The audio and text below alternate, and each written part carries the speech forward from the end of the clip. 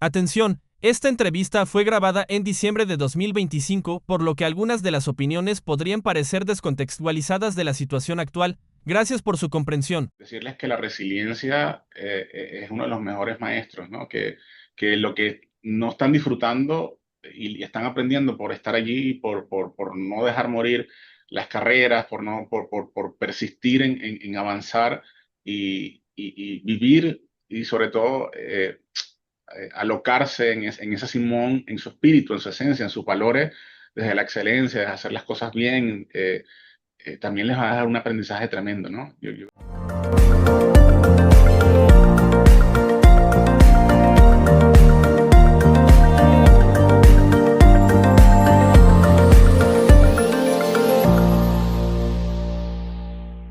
Hola a todos, yo soy Sofía Guerra, ingeniero mecánico de la Universidad Simón Bolívar y además soy la directora ejecutiva de Alum USB.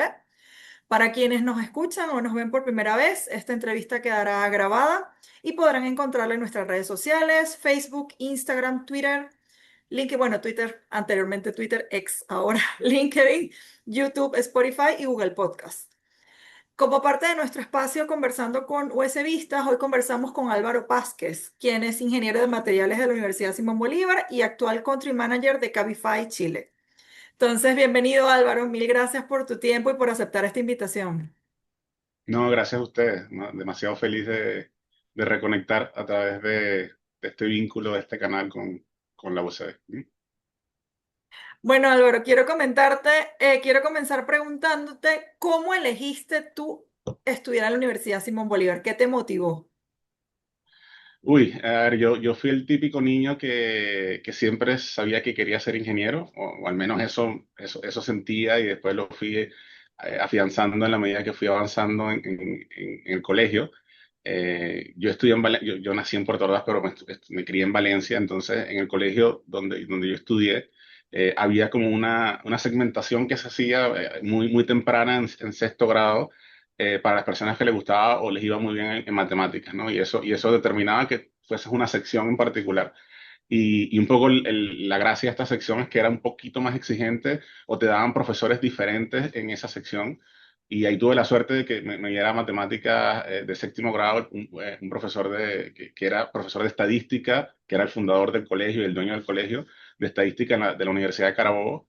Y ahí como que empezó todo, ¿no? Y en noveno grado yo llegué la persona que me dio física era su hijo, y su hijo era egresado de la Simón, ¿m? Era ingeniero, es ingeniero electricista, y nada, él ahí nos dio, él nos daba física, imagínate, con los libros que nosotros utilizábamos o se utilizaban después en la Simón, con los Figueroa, creo que les decíamos, ¿no? Que eran Figueroa, sí, claro, los chiquitos de estos libros colores.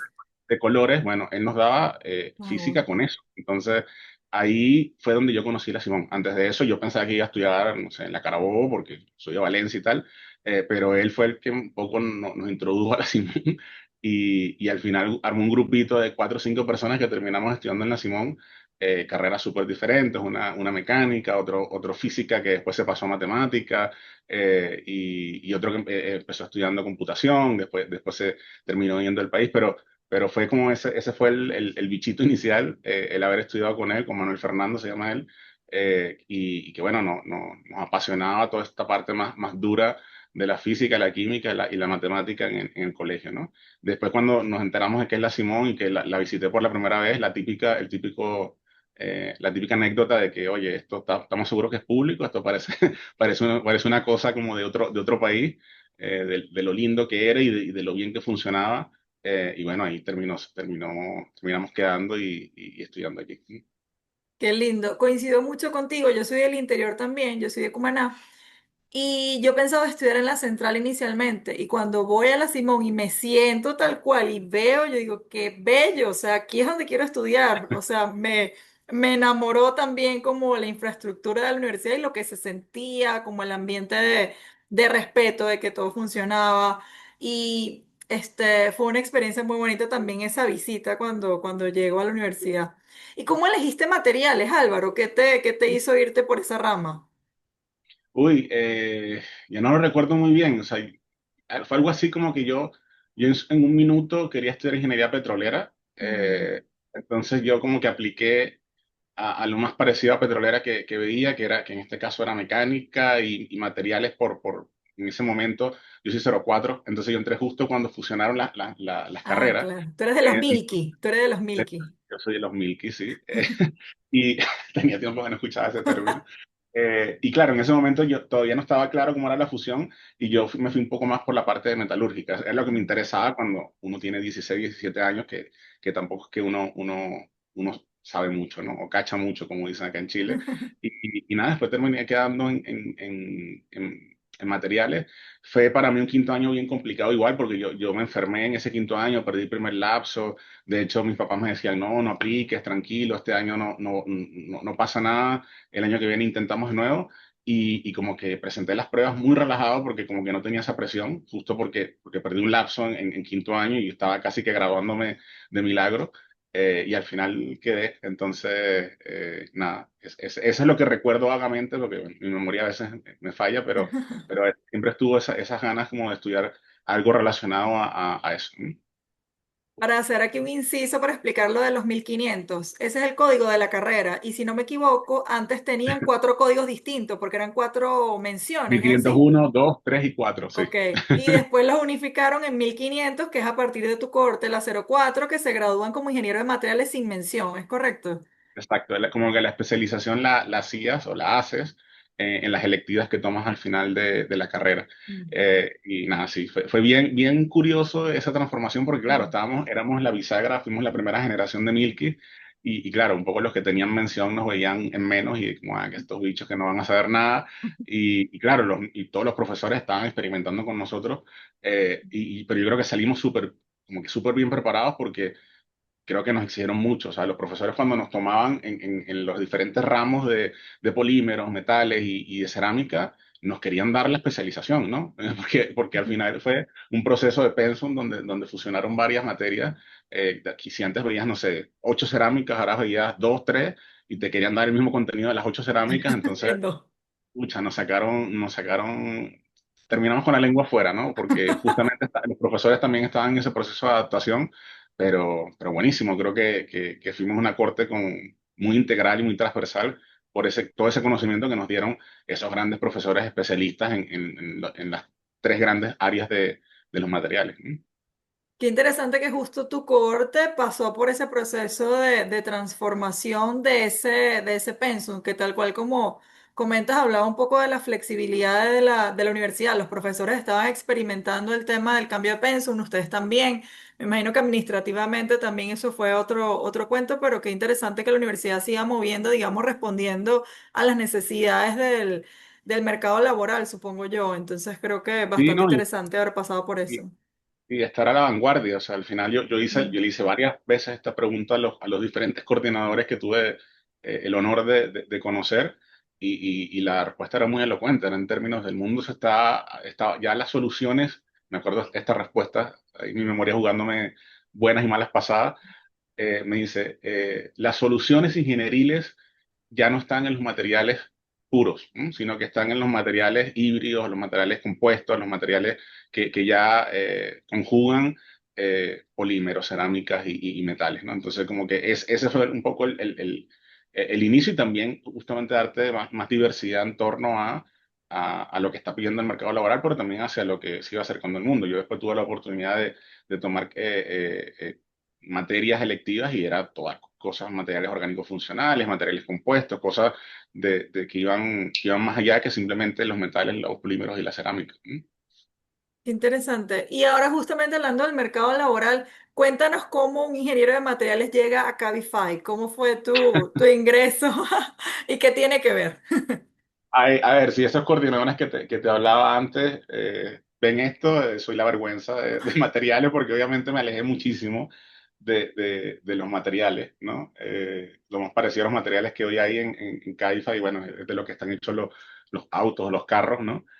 ¿Cómo termino acá? Chuta, yo creo que por el proceso de migración, ¿no? Y el proceso Mm. también de redescubrimiento. Yo empecé mi carrera en Venezuela, de hecho pude hacer mi pasantía dentro del ecosistema de Sigema. Sigema era una organización que sacaba muchas pasantías y después lograbas en esa pasantía quedarte y no me acuerdo si era una fundación o era una organización de la universidad que terminaba prestándole el servicio a la empresa. Y ahí yo con Sigema trabajé en Polar, ahí empecé fue mi proyecto y de ahí terminé trabajando en Sherwin-Williams. Era una de estas pinturas, no sé si era, no me acuerdo si era Montana o Sherwin-Williams.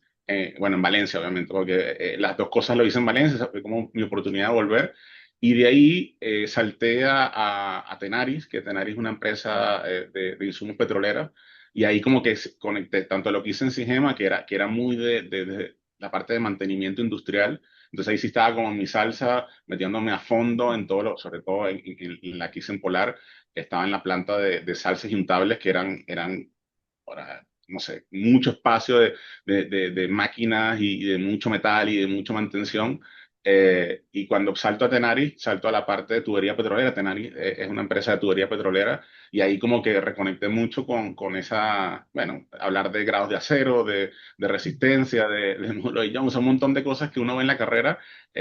Claro, una parte quizás al principio un poquito más comercial, pero yo en Tenaris entré como joven trainee y me rotaron por varias áreas, ¿no? Estuve por la área comercial, me tocó ir a Colombia, estuve en Cartagena haciendo 6 meses de planta y ahí como que viví esa experiencia que no pude vivir en Venezuela porque en ese momento ya Tenaris era el mismo grupo que tenía Sidor, pero lo viví en Colombia y nada, cuando termina ese ciclo, ahí bueno, es que decido emigrar y recontacto con un gran amigo de la Simón también, un ingeniero en producción que coincidí con él en el centro de estudiantes y él se venía a Chile porque él trabajó en Linio, no sé si recuerdas Linio en Sí, Venezuela, sí, este sí. e-commerce que le hacía un poco la competencia a Mercado Libre en su minuto. Bueno, Linio era súper potente en lo que era Venezuela, Colombia, México.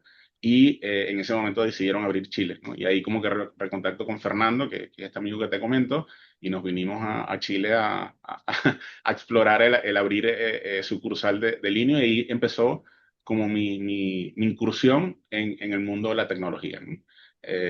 Y ahí fue donde aprendí las primeras nociones de tecnología, de qué significa estar en una startup, que al final de cuentas esa es la base que te da la ingeniería, ¿no? El pensar en procesos, pensar en llevar adelante proyectos.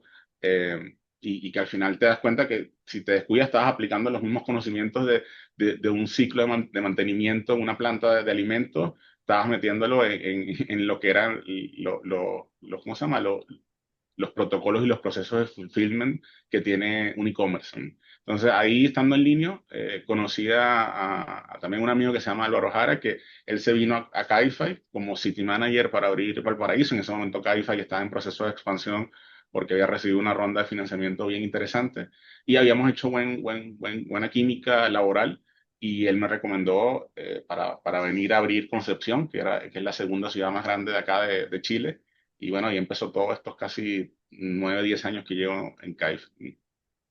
Qué interesante, Álvaro, porque llevas ahí como muchas cosas juntas, el proceso de la migración, el proceso de cambiar a de repente un ramo que no es como naturalmente para lo que te formaste. Entonces, cuéntame cómo fue ese proceso de adaptación y qué herramientas sientes que te dio la universidad para poder establecerte en este nuevo rol. Mira, nada, es un proceso que en un principio uno no lo internaliza, sino que lo hace, ¿no? O sea, creo que es Ujú. un tema allí de resiliencia y de exploración que afortunadamente la universidad me lo enseñó muchísimo, ¿no? O sea, yo tuve un aterrizaje en la universidad bien duro, o sea, yo caí en periodo de prueba el trimestre Wow. uno porque o sea, yo venía siendo este niño que sacaba puro 20 en el colegio sin estudiar Sí. mucho. No tenía metodología, era como yo llegaba, solo prestaba atención a las clases porque me gustaba. El día anterior, que cuando mis amigos del colegio escuchen esto, algunos se van a molestar mucho. Yo estudiaba porque ellos me invitaban a estudiar para yo un poco a acompañarlos en ese estudio, pero lo que hacía yo era comer y echar broma con ellos y después me sacaba un 20, ¿no? Y claro, uno se cree que uno está en la tapa del frasco y a ti te debe pasar, seguramente eres afín con este cuento porque pasa mucho en las personas que venimos del interior, ¿no? Que creemos que nuestro colegio nos está preparando como buenísimo y después me pegaron el sablazo en el Q1, mate, clave, como decíamos nosotros, clave mate uno, pero apoteósicamente. Y claro, eso fue un bajón anímico moral que dije, bueno, yo no sirvo para esto, soy un fracaso. Pero bueno, ahí vino el sacudirse. el entender que aquí sí se estudiaba, en la Simón se estudiaba, bueno, una de las cosas que también nos enamoraba de la Simón, que había un régimen de permanencia, que había que ganarse el puesto allí.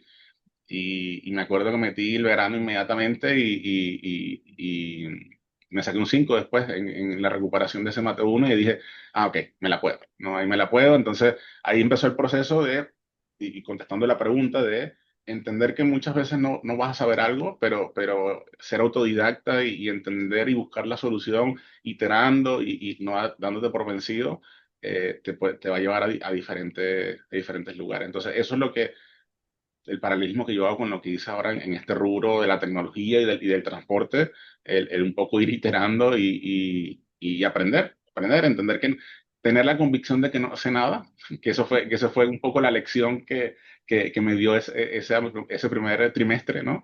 En la universidad, dije Q1 pues ya, porque uno ya tiene la mentalidad de forecast, pero en ese primer trimestre esa fue la lección que me dio y de ahí, nada, todo el proceso de aprendizaje que viví incluso en la misma universidad. Yo me metí en un montón de proyectos que no tenían nada que ver con la carrera, que fue eso, aprender a hacer algo que desconocía completamente y esa forma de pensar creo que después hizo natural el proceso que estoy ahora porque lo vivo casi como si yo supiese de transporte desde que soy niñito y la verdad es que no, lo fui aprendiendo en estos últimos 9 años.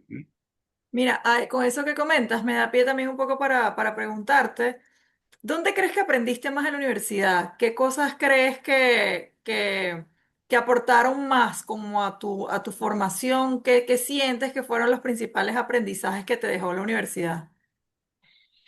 Ey, yo creo que el mayor aprendizaje lo tuve fuera de las aulas, ¿no? O sea, esto no sé si es bien cliché, pero yo creo que también es una mezcla entre lo que te gusta y el desafío, pero la verdad es que tuve el privilegio, porque realmente ahora uno en retrospectiva y habla con colegas de otras universidades, de otros países, y te das cuenta que lo que tenemos y lo que teníamos en la Simón era oro puro, ¿no? El poder tener agrupaciones de nivel mundial que participaban en competencia afuera y quedaban entre los primeros puestos. Estas cosas, el aprendizaje es infinito porque además, yo para darte un recuento rápido, después tú me preguntas por qué más te interese, yo mi primera agrupación en la universidad fue Turpial, o sea, Mm, la agrupación de lo recuerdo. aeronáutica, donde hacíamos el Turpial, que era un avioncito de automovilismo, y ahí aprendí, fue muy entretenido porque fue un material, era un avioncito que se hacía de fibra de vidrio y todo este cuento. Después exploré lo que fue la MUN, no me acuerdo si ese fue el orden, pero después me metí en los modelos de Naciones Unidas, bueno, porque soy súper bueno para hablar y ahí vi un espacio para el debate y demás.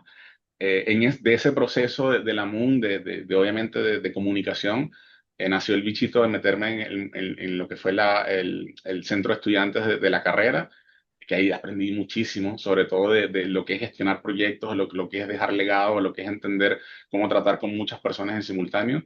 Y después tuve también el privilegio de hacer el intercambio el último año de mi carrera, ¿no? Entonces, eso me abrió la mente un montón. Estuve en Italia casi un año y bueno, ahí conoces personas de todas las culturas y ahí todo eso gracias a la Simón, ¿no? Entonces, un privilegio porque nada, estaba viajando sin siquiera haberme graduado, no solo por el intercambio, sino con las competencias de la MUN.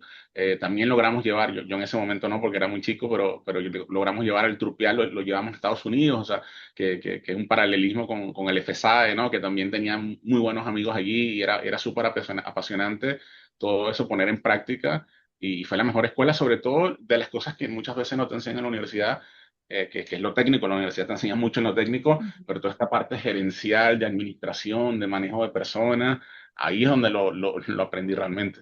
Claro, qué bella todas esas experiencias de pasar por agrupaciones. Además, no lo mencionaste, pero estoy seguro que de las agrupaciones también te quedaron muy buenas amistades, porque ahí uno como que convives, amaneces en la universidad haciendo lo que está, digamos, lo que escapa un poco del pensum de la universidad, las materias, etcétera, y se generan como otro tipo de vínculos que creo que también permanecen a lo largo de los años, y eso es parte de algo que también para mí me deja la universidad, no solamente como el conocimiento técnico, sino también esos vínculos y esas relaciones que me acompañan hasta el sol de hoy.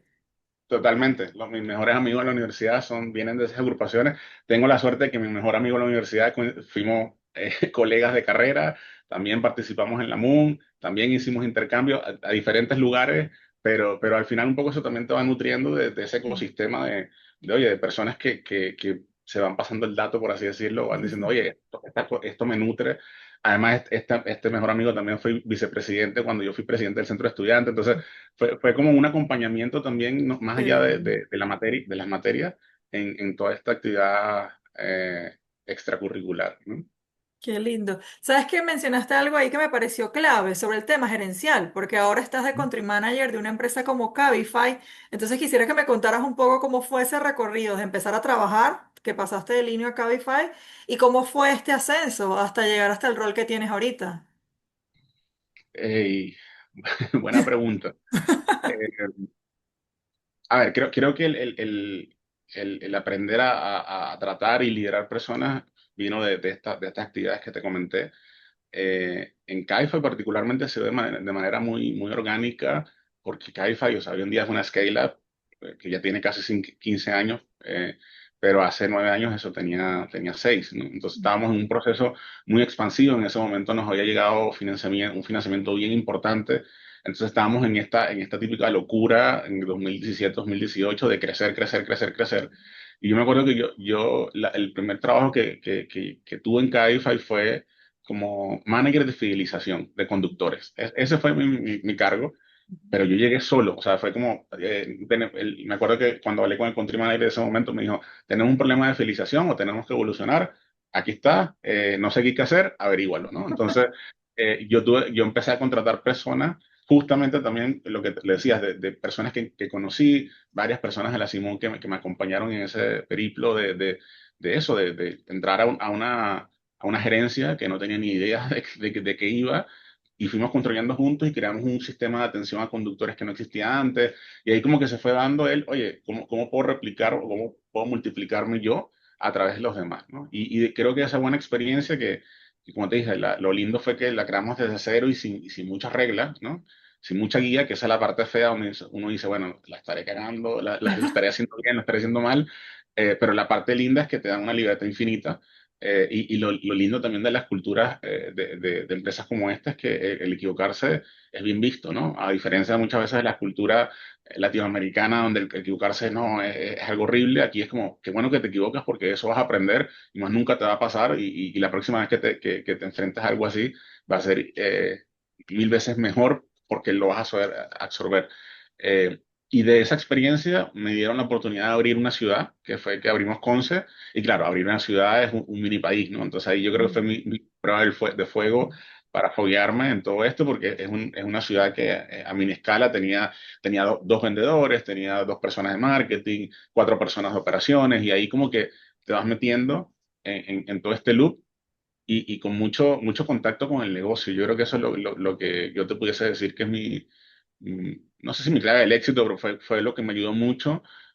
Yo me recuerdo que cuando era manager de fidelización, yo me la pasaba todas las tardes hablando con los conductores horas y horas y horas para entender el dolor desde dentro. Y eso me lo enseñó también toda esta metodología de la causa raíz y de la espina de pescado y cómo nos metemos en el problema hasta lo más profundo, yendo al origen, ¿no? Y bueno, cuando fui a Concepción, eso lo pude capitalizar con un proyecto, con un presupuesto, que eso es lo más rico a veces, por tener presupuesto para hacer que las cosas pasen. Y después terminamos evolucionando, volví a Santiago como gerente, como director de operaciones, ya con un conocimiento país un poquito más profundo. Y nada, de 5 años para acá, y me dieron la oportunidad de llegar de ser country manager. En un momento también súper duro, me lo dieron justo en la pandemia, en septiembre del 2020. Me pasaron las llaves del país y me acuerdo que le dije a Ignacio, que era sí, el country manager de antes, le dije, Ignacio, me hubieses pasado el país un poquito mejor.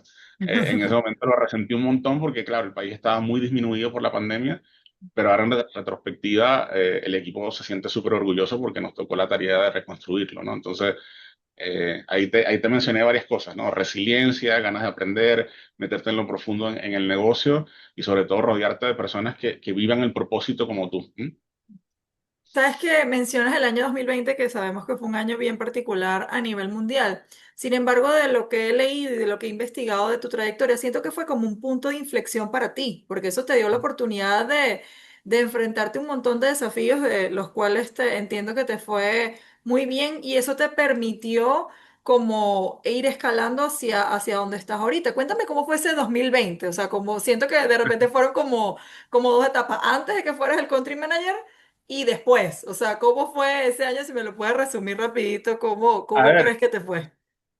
fue una locura en términos yo me acuerdo que la pandemia me agarró en Colombia. Yo estaba de Mm. vacaciones en Colombia. En ese momento yo era director de operaciones y toda nuestra operación de contact center está en Colombia. ¿M? Entonces mi plan maestro era, ok, cuando vuelvo a vacaciones me quedo en Bogotá y en Bogotá me quedo visitando al equipo de Chile que está allá en Bogotá porque es el equipo de atención al cliente, ¿no? De contact center. Y me acuerdo que empieza todo el tema de las muertes que estaban ocurriendo en Europa. Y el domingo, que yo empezaba el lunes a hacer la visita de Bogotá, el viernes anterior, el equipo de Madrid, el equipo, porque Caixa es una empresa española, el equipo de España dice, hay lockdown, esto se puso feo, esto se suspenden los viajes, no nos movemos, ¿no? Porque iban a ir personas de España a Bogotá. Y yo dije, bueno, un poco exagerado, no creo que pase nada. Y bueno, de viernes a domingo fue, o sea, todo el relax que tenía en las vacaciones se me quitó en 48 horas, congelar operaciones, pasarnos de una operación, nuestra operación es muy física, al final nuestro servicio es un servicio que está en la calle, a pesar de que somos una empresa de tecnología, y toda esa transformación que todos vivimos de pasar de venir a la oficina y ahora trabajar remoto. Y me acuerdo que en ese minuto no lo internalicé mucho, sino que empecé a reaccionar. Quizás ese espíritu más operacional que tenía de venir de la operación y simplemente decir, ok, ¿qué se necesita? Me arremango, estoy en Bogotá, me conseguí un vuelo de último minuto porque también iban a cerrar la frontera en Chile. O sea, fue un momento muy estresante, pero las cosas fueron saliendo porque como que entras en modo campaña y ahí como que vas sacando los temas y vas adelante. Y yo creo que lo que vino después fue un poco el resultado de lo que te decía. O sea, dicen que la suerte muchas veces es estar preparado para cuando las cosas pasen, ¿no? Y estar en el momento, en el lugar indicado. Yo creo que en verdad mi punto de inflexión en términos de estar preparado para ese desafío que después se presentó, vino un par de años antes, cuando me tocó abrir Concepción, cuando fusionamos Easy Taxi. Easy Taxi era una aplicación de taxi que Cabify compró en el 2018 y a mí me tocó liderar desde el área de operaciones todo lo que fue la fusión de las dos marcas. Y eso sí que me sacó, me sacó bastante trote y fue bien duro porque era juntar el mundo de los taxis y el mundo de los conductores particulares, que hasta ese minuto era una guerra a muerte, juntarlos y decirles, no, somos opciones de transporte válidos ambos. Y ahí es donde yo creo que me fogueé muchísimo para que después cuando me pasaran las llaves en septiembre del 2020, decir, ok, dale, estoy con la energía y me la puedo porque ya comprobé y tengo el equipo a mi lado que nos va a llevar adelante. Ahí también, y te cuento la anécdota porque creo que nos llama. En ese minuto yo era director de operaciones, pero mi gerente de calidad era Gabriel Córdoba, que Gabriel es un USBista también. Entonces había toda una cadena de sucesión en donde yo subía country manager y él automáticamente pasó a ser director de operaciones y esa confianza de, oye, esto está, al menos la operación está con otro Simón Bo como yo, que va a sacar esto adelante en momentos donde nadie sabía cómo reaccionar, porque la pandemia ese era el tema, ¿no? Entonces, esto conecta con lo que te conté al principio bueno, nadie era experto en pandemia. eh, Total. veamos cómo nos volvemos expertos. Y ahí súper orgulloso de que fuimos la primera aplicación que sacó mamparas separadoras entre el conductor y el pasajero, que le dio alcohol gel a los conductores, que nunca se detuvo. O sea, a pesar de las cuarentenas bien rudas y estrictas que hubo en Chile, siempre estuvimos operativos justamente por lo que habíamos cosechado antes de haber fusionado a los taxis con la aplicación y de poder tener un segmento corporativo súper potente que nunca se detuvo tampoco, porque el segmento corporativo, sobre todo de las empresas básicas, siempre estuvo trabajando, ¿no? Entonces, eh, no sé si te contesté la pregunta, pero creo que ese punto de inflexión sí se dio, pero fue un punto de inflexión que simplemente fue el reaccionar, resiliencia, confiar y tirar para adelante. Qué interesante. Veía una entrevista tuya también de hace unos años donde hablabas justamente sobre ese tema del equipo que te acompañó, porque al final los grandes líderes nunca lo hacen solo. Entonces cuéntame un poco cómo ha sido tu experiencia de ser este Simón Bobo súper técnico a ser también un líder empresarial. Mira, yo lo resumo en lo que dije recién, en el propósito. O sea, yo una de las cosas que a mí me nutre y me llena de energía es estar rodeado de personas, primero, mejores que yo. Eso yo ya lo aprendí, de que siempre uno tiene que contratar a personas mejores que uno y uno tratar de llevar la orquesta, ¿no? Y dirigir la orquesta. Pero bueno, como una orquesta, el director nunca va a ser tan bueno en el violín, en el cello, en el piano como el primero que está allí, el que está llevando y liderando esa expertise, ¿no?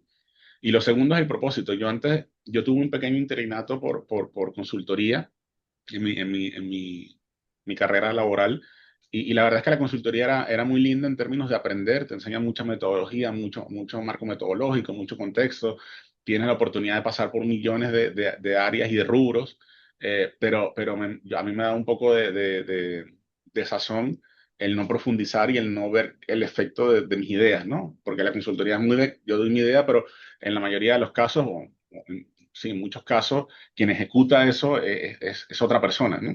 Hay casos donde tienes la fortuna que te contratan también para la implementación y en Caifa yo tenía el lujo de que, sobre todo en esa etapa inicial, yo pensaba en, oye, quiero hacer este bonus para los conductores para que se conecten más y lo pensaba en la mañana y en la tarde ya estaba live y en la noche ya tú veías todos esos miles de conductores que recibieron ese beneficio, ¿no? Entonces, es ese efecto inmediato que quizás es un poco adicción a la dopamina que te dan las startups y este tipo de empresas, es lo que a mí me trajo y el compartir eso con el equipo, el estar en una épica donde, a ver, nosotros no somos la aplicación que ha tenido más fondos en esta historia, competimos con gigantes americanos y chinos que tienen billetera infinita y que nosotros nos hayamos hecho un espacio en el segmento y en el rubro ha sido una tarea épica y titánica, ¿no? Y eso se mantiene hasta el día de hoy, que abrimos, este año tuvimos el desafío de abrir operación en el aeropuerto y eso también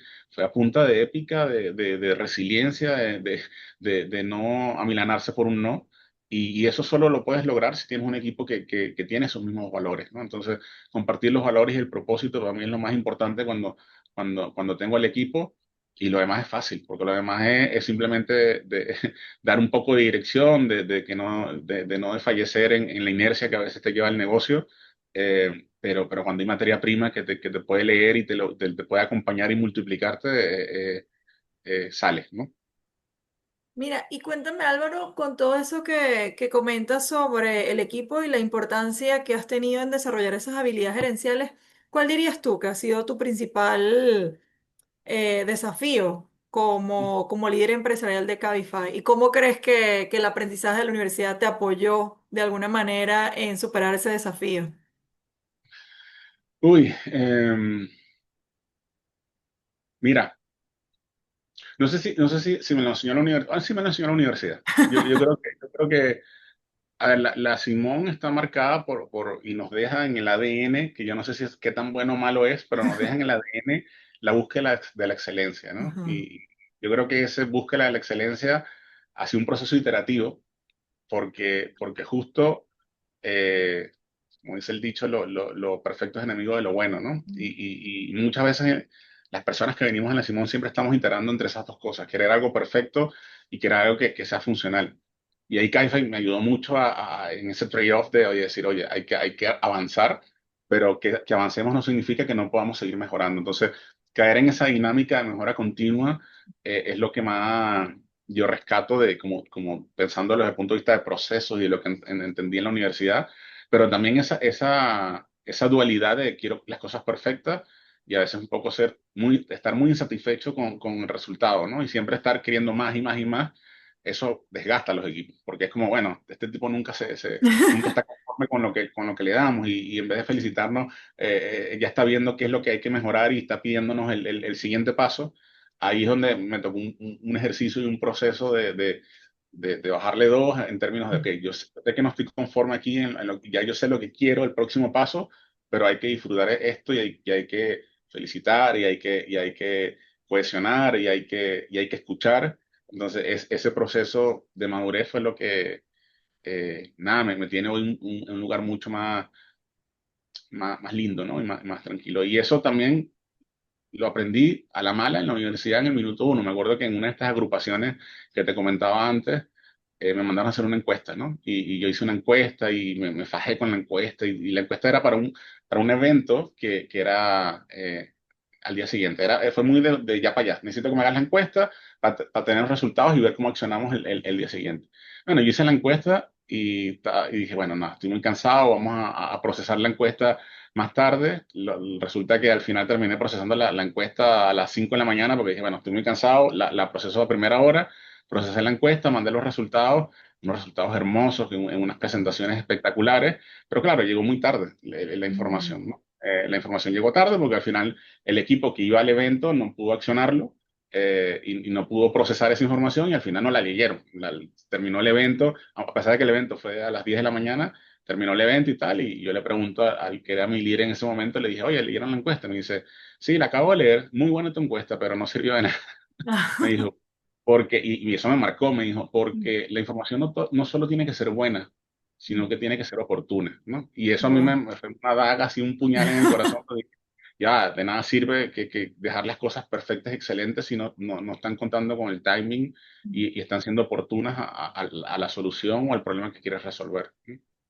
Wow, qué aprendizaje tan poderoso. Eso es parte también de lo que nos da la universidad, esos momentos, esos aha moments que después nos llevamos a la vida profesional y personal. Creo que haber pasado por la universidad nos deja una cantidad de aprendizajes que yo creo que a veces nosotros ni siquiera somos capaces de dimensionar lo que realmente cambió en nosotros antes y después de entrar a la universidad. Sabes, Álvaro, que a mí me conecta mucho todas estas experiencias que tú relatas de la universidad y leyendo un poco sobre ti, tu experiencia en Chile, particularmente yo viéndolo desde afuera, siendo tú un profesional tan joven, además extranjero, me llama muchísimo la atención como todo lo que pudiste ascender en Cabify y lo que has logrado. Cuéntame un poco también como del desafío personal de otro país, otra cultura, de ir ascendiendo cuando no eres como el típico perfil de ese país. Cuéntame un poco como más hacia el lado personal, ¿cómo fue para ti? Mira, nada, yo soy un afortunado en ese sentido y de verdad yo estoy aquí, y no lo digo porque estoy en esta entrevista, o sea, lo digo porque es cierto, o sea, te dije que me vine, mi primer trabajo en Chile y en la tecnología fue gracias a un amigo de la Simón y mi cercanía a la cultura chilena y al mercado chileno se dio porque yo hice muy buenas migas con un chileno en ese intercambio que te comenté, que hice en la Simón. Yo estuve en el Politécnico de Milán y la típica, ¿no? Cuando tú estás ahí de intercambio, todos los latinos se juntan y nosotros teníamos un grupito que éramos una brasilera, un chileno, una colombiana, yo el venezolano, teníamos también a un italiano, a una española, entonces los latinos siempre juntándose, ¿no? Y en ese momento, que fue un momento muy sí, de vivir la experiencia, el intercambio y demás, yo quedé muy conectado con Sergio, bueno, sigue siendo un amigo hasta el día de hoy. Y cuando yo estoy explorando de emigrar y tal, yo le digo, bueno, Sergio, ya, véndeme tu país, ¿no? Hazme el pitch de qué onda Chile. Y claro, me dio un pitch tan honesto que fue una de las cosas que me convenció mucho a dar ese paso y venir, ok, vámonos, abramos línea y hagamos todo este tema.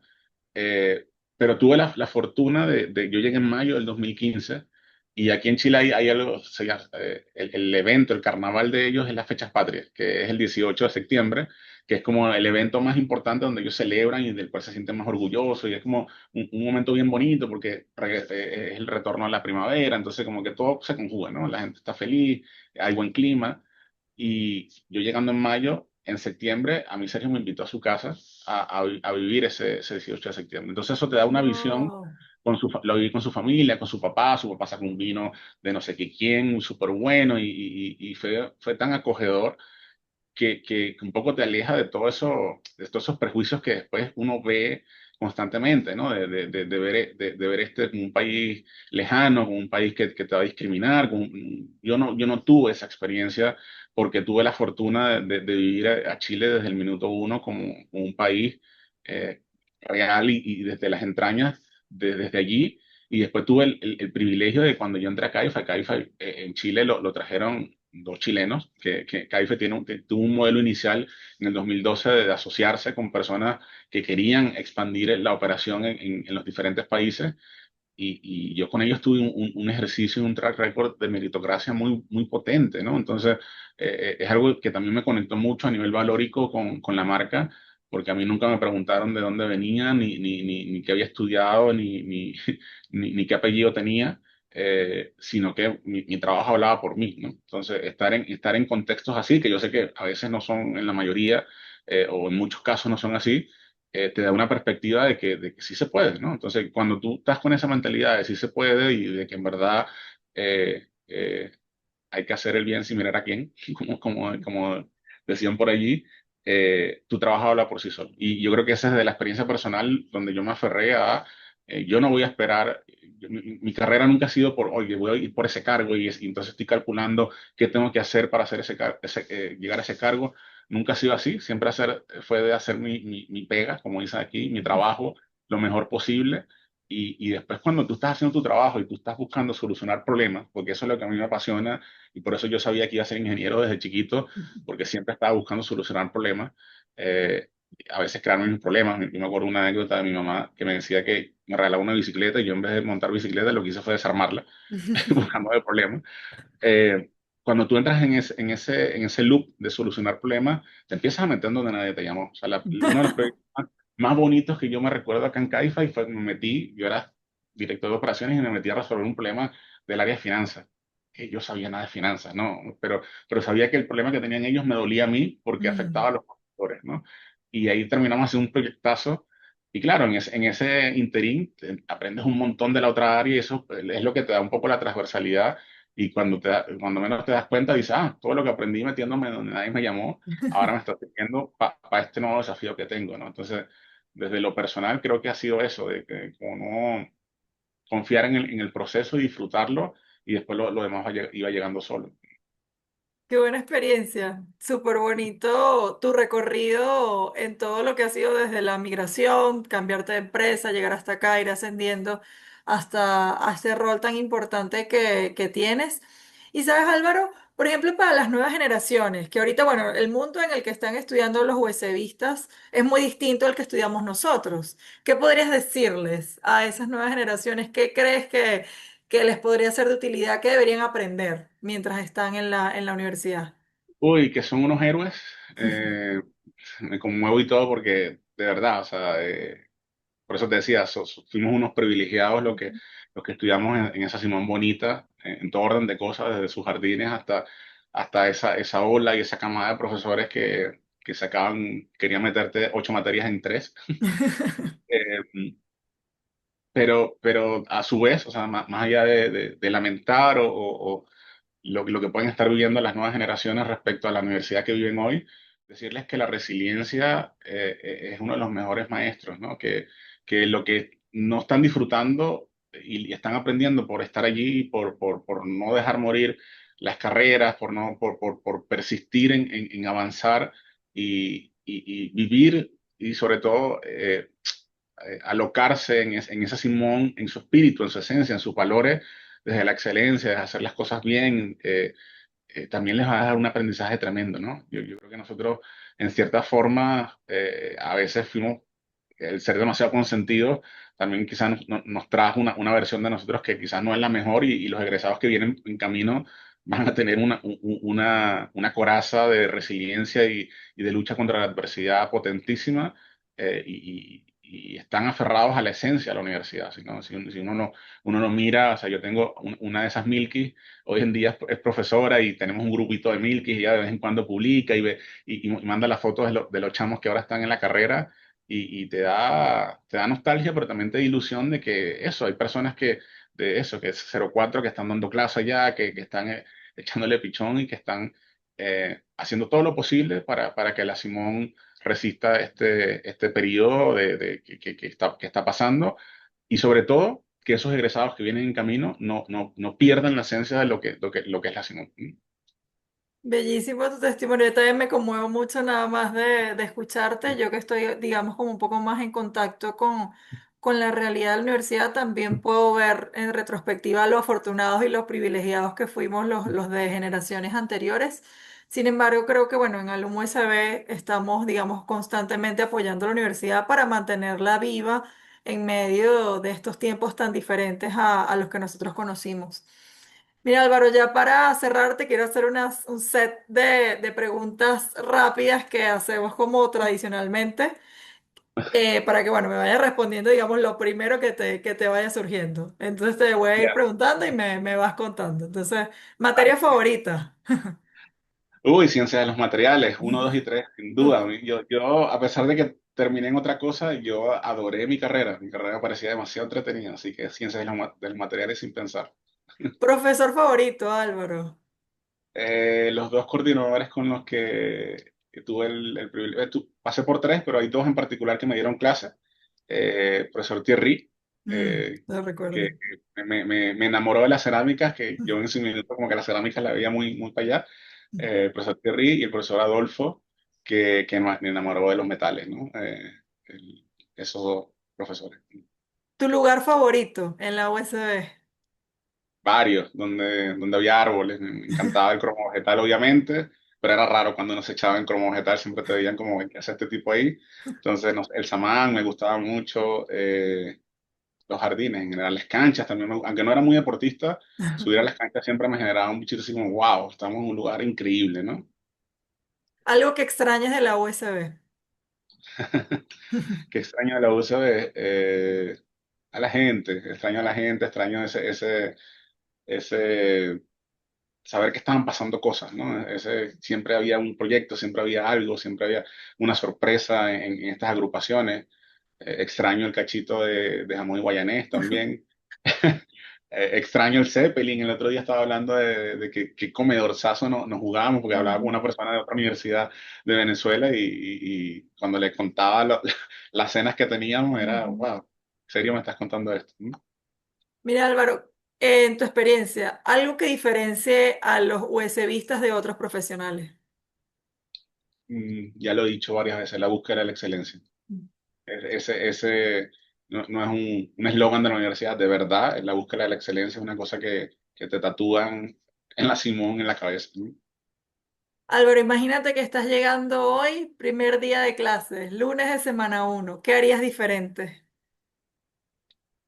Estudiar, estudiar mate uno, eso es lo que haría. Y unas palabras finales que quieras dedicar a la universidad, a la comunidad universitaria y a nuestra organización Alumno USB. Primero, gracias, no sé cuánto, probablemente no lo vea mucha gente, pero nada, las que lo vean, de verdad, muchas gracias a ti, Sofía, a todo el equipo del Mundo CB por retrotraerme estos minutos al alma mater, ¿no? Por algo se llama así, uno le dice así al alma mater. De verdad, reconectar con la esencia de la Simón es increíble, es bonito, me llena de energía, y no es por marketing barato, por así decirlo, sino porque realmente yo me declaro Simón Bobo completamente. Siempre me la vivo peleando con los chicos de las otras universidades que están aquí en Caifa y tengo personas en la Simón. Y nada, de verdad, muchas gracias por reconectar, mucho ánimo y muchas gracias también a los que siguen ahí al pie del cañón, eh, haciendo que la Simón sea un espacio lo más bonito posible. Y nada, a los egresados, aprovechar todo lo que nos dio la universidad y concientizar todo lo que nos dio la universidad y, chuta, y el seguir hacia adelante a hacer sentir orgulloso a toda la comunidad que nos vio crecer haciendo las cosas bien y con excelencia, como nos enseñaron. Muchas gracias, Álvaro, por tus palabras y muchas gracias por tu tiempo. Yo particularmente estoy súper emocionada y muy feliz de haber tenido la oportunidad de conversar contigo este rato. También a mí me lleva a reconectar con mi propia época en la universidad. Muchas gracias. También estamos muy orgullosos de todo lo que has logrado y bueno, de que dejes el nombre de la universidad y del país en alto. Mucho éxito en tu carrera y en los próximos pasos que quieras dar. Y bueno, nos despedimos hoy. Si quieren. que otra persona sea entrevistada en nuestro podcast, escríbanos a través de nuestras redes sociales. Si hay algún USBista que está haciendo algo maravilloso en el mundo, lo queremos contactar, queremos ponernos a la orden y para dar a conocer las cosas que siguen haciendo nuestros colegas. Muchas gracias. Gracias, Álvaro. No, a ti, trabajazo lo que están haciendo, de verdad. Gracias. Hola, buenas tardes. Mi nombre es Carlos Cartaya. Soy estudiante de la licenciatura de Comercio Internacional y soy becario del programa ALUM desde diciembre del 2025. Bueno, y quiero hacer una invitación a todos los posibles donantes y exalumnos de la Universidad Simón Bolívar a que sigan apostando por la educación venezolana, donando a través del programa de ALUM USB.